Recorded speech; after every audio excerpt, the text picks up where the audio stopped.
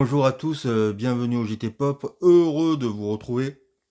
Aujourd'hui, cette semaine, vous pouvez voir ou revoir dans les salles de cinéma le grandiose, que dis-je, le formidable Collatéral de Michael Mann.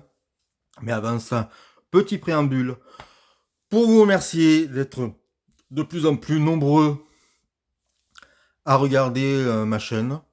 Ça me touche beaucoup, je vous en remercie. Moi, je fais cette, ces petits lives, ces petites vidéos. Voilà, je le fais en néophyte, en non professionnel. Je trouve que c'est bien comme ça. Je cherche pas à être un youtubeur ou quoi que ce soit. Moi, ce que je veux, c'est donner mes conseils. Ils sont souvent subjectifs. Et si j'arrive avec un film, parfois un petit film, vous convaincre de le regarder, je suis content. Et ça arrive, et ça me fait très plaisir. Donc je vous en remercie. Et cette chaîne est juste faite pour ça. Alors aujourd'hui, je vais pas du tout parler d'un film peu connu. Mais bon, c'est aussi une manière de vous informer que vous pouvez revoir Collatéral de Michael Mann, film qui est sorti il y a une vingtaine d'années, si ce n'est pas 20 ans, mais nous on l'a eu fin août, début septembre, ou en septembre en France, je ne me rappelle plus. Alors il sort en même temps qu'un autre film qui était sorti en même temps que Hollywood, c'était La Menace Fantôme, mais comme j'aime pas le film, je vais pas faire une vidéo pour dire George Lucas, ce que tu m'as fait c'est bien, et j'avais pas envie de revoir le film pour dire tiens, je vais essayer de voir si le film il y a possibilité de le réhabiliter ou pas. Donc euh, on va parler de Collatéral. Alors Collatéral, qu'est-ce que c'est? D'abord, je vais être tout à fait honnête avec vous, puisque c'est mon credo, on va dire. Pour cette vidéo, je n'ai pas revu Collatéral. Ça fait, mais bon, je l'ai vu il y a un an, je crois. Et surtout, il y a beaucoup de choses que je vais dire qui viennent du livre de Jean-Baptiste Toré, qui a écrit un livre exceptionnel sur Michael Mann, la Bible, hein, on va dire, l'ouvrage de référence. Et alors je ne l'ai pas acheté le livre, je l'ai lu en médiathèque, je l'ai pris dans une médiathèque.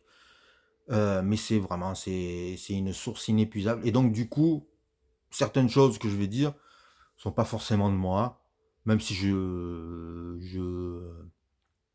j'abonde dans le sens de Jean-Baptiste Toré, mais son analyse est beaucoup plus pertinente. Et je pense que euh, je vais mélanger mon propre avis à celui de Touré. Voilà, pour la déontologie, je voulais être honnête avec ça. Donc, Michael Mann venait de réaliser deux gros films, trois gros films même, parce que depuis un certain temps, il enchaînait les gros projets. C'était Hit, Révélation et Ali.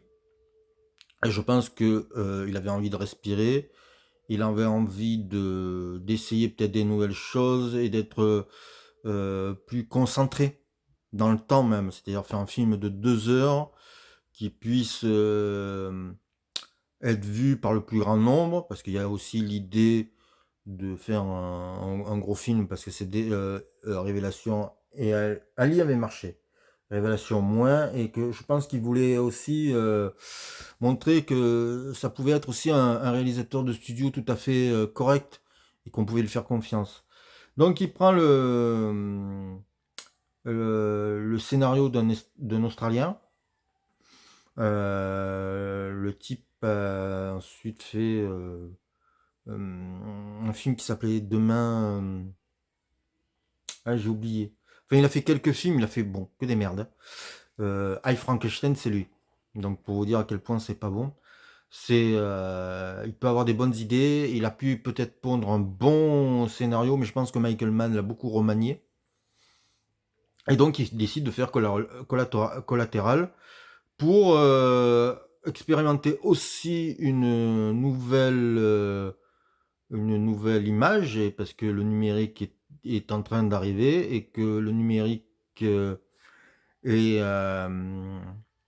est un nouvel outil, et que peut-être ce nouvel outil va pouvoir le permettre de modifier son esthétique ou de l'améliorer. Et ça va être le cas avec Collateral. Donc le numérique est là et il va s'en servir. Je crois qu'il y a 90%. Il n'est pas entièrement tourné en numérique. Il y a aussi encore un peu de pellicule. Je crois que pour le début, dans les scènes de jour et la scène dans la boîte de nuit. Mais je suis. Voilà, voilà, je pense qu'il y a ça. Et donc, il a une histoire simple. Un tueur arrive à Los Angeles. Il a une nuit euh, pour s'acquitter de plusieurs contrats. Il va prendre en otage un chauffeur de taxi pour l'amener. Alors, un otage. Il le paye au début, puis quand il y a le premier meurtre, il prend un otage, et puis euh, euh, ils vont devoir passer cette nuit, et le chauffeur de taxi essayer de sauver les victimes. Donc on est dans le polar, tranquille. Il prend une des dernières stars qui existent pour parce que c'est le type qui fait venir du monde et qui a aussi beaucoup d'exigences, c'est Tom Cruise. Euh, alors au début, ça on le voit dans le bonus du Blu-ray, euh, Michael Mann avait des doutes sur l'idée de prendre Tom Cruise parce qu'il avait peur qu'il ne se fonde pas dans la foule. Et donc, bah, ils ont fait des essais sur ce point-là, c'est-à-dire que Tom Cruise s'est transformé, pas du tout comme il est dans le film, mais s'est transformé. Alors, sans gros maquillage ou quoi que ce soit, mais aussi par son attitude, par sa manière de faire, et a pu euh, euh, se fondre dans la masse.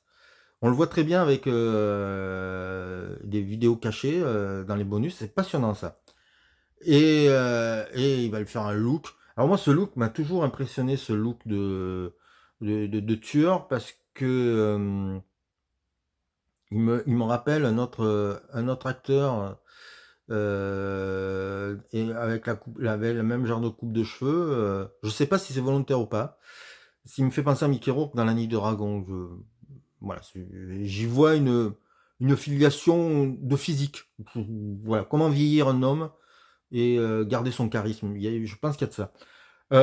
Et ensuite, l'idée de Michael Mann, c'est de nous faire une visite de Los Angeles comme on n'a jamais vu.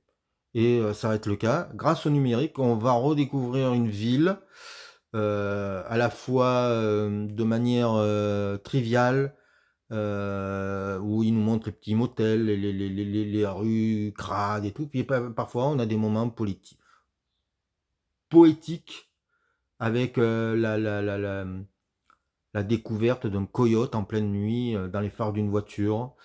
Et puis, le film va être aussi un dialogue entre deux personnes différentes, enfin, deux personnes différentes.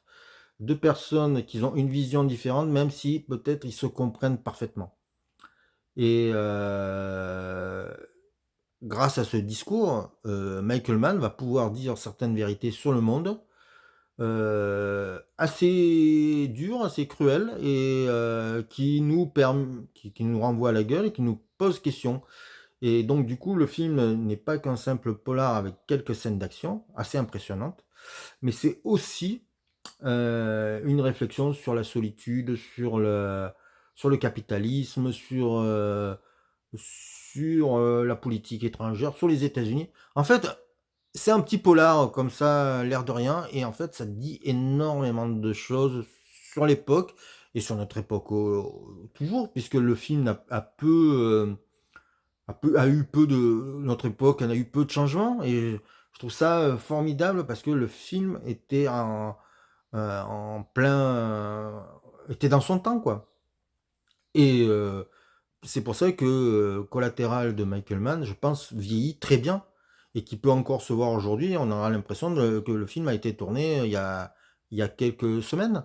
C'est la force des grands réalisateurs, c'est la force des grands films. Et aussi, c'est la grosse